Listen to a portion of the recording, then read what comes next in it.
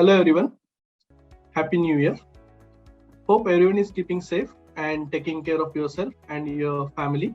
So, over the next few minutes, to set a context, let's look at India's economic journey, more so in the manufacturing space, and what to expect in the coming decade.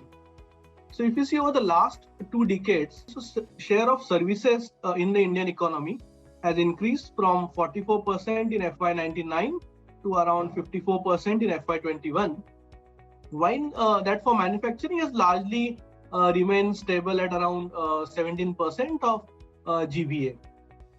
As you would recall, 1990s reform opened the Indian economy, which was followed by a Goldilocks decade, from 2000 to 2008.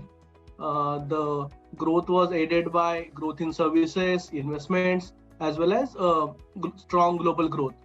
The decade after that saw, and also including the last few years, saw very important reforms like GST, bankruptcy code, labor reforms, etc. So now looking forward, India is set to reach $5 trillion GDP over the next few years. Let me remind you that we are very lucky to be able to participate in this growth journey.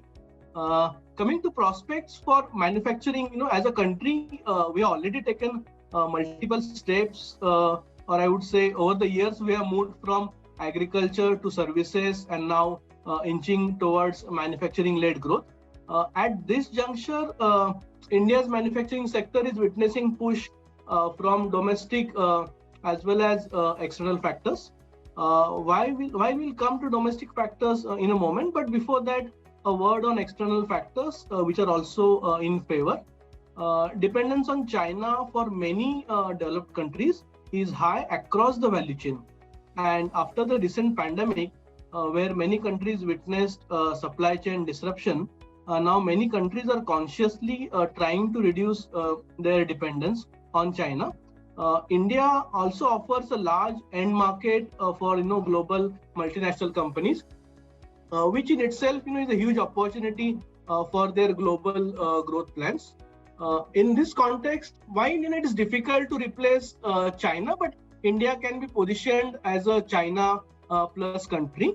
The critical components for making manufacturing as a success are land, labor, infrastructure, capital, and right taxation structure.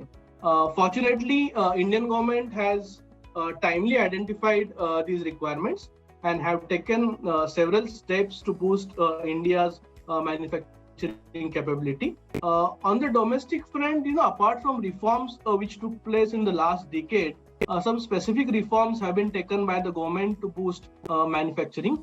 First, cut in the corporate tax rates. Now, Indian corporate tax rate is at par with the Asian countries. And recently, the launch of PLI scheme, Production Link Incentive Scheme, which is set to increase the share of manufacturing to more than 20% over the next decade. This rise is similar to what India has seen in the last 50 years. So what we did in last 50 years, now we are trying to achieve in the next decade or so.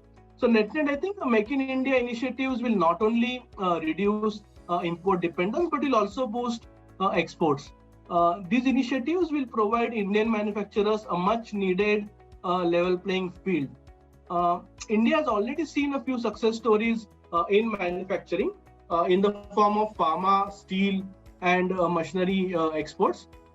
With the PLI scheme, this is expected to be replicated in many more sectors like electronics, auto, etc. The important point is the PLI scheme is an output-linked scheme, unlike earlier schemes which were input-linked.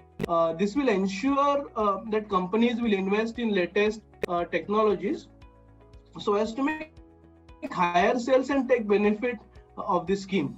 The planned outlay is about 2 lakh crores over the next 5 to 7 years.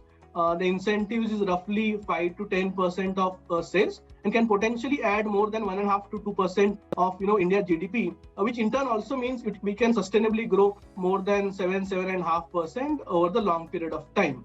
And lastly, Indian demographics too, with almost 2/3 of the population between age of 15 to 60 years will be supportive for this initiative. Needless to say, execution will be critical to achieve these goals, and we are hopeful, given the multiple initiatives taken by the government, manufacturing sector is set to see a good growth over the next decade. Thanks. Mutual fund investments are subject to market risks. Read all scheme-related documents carefully.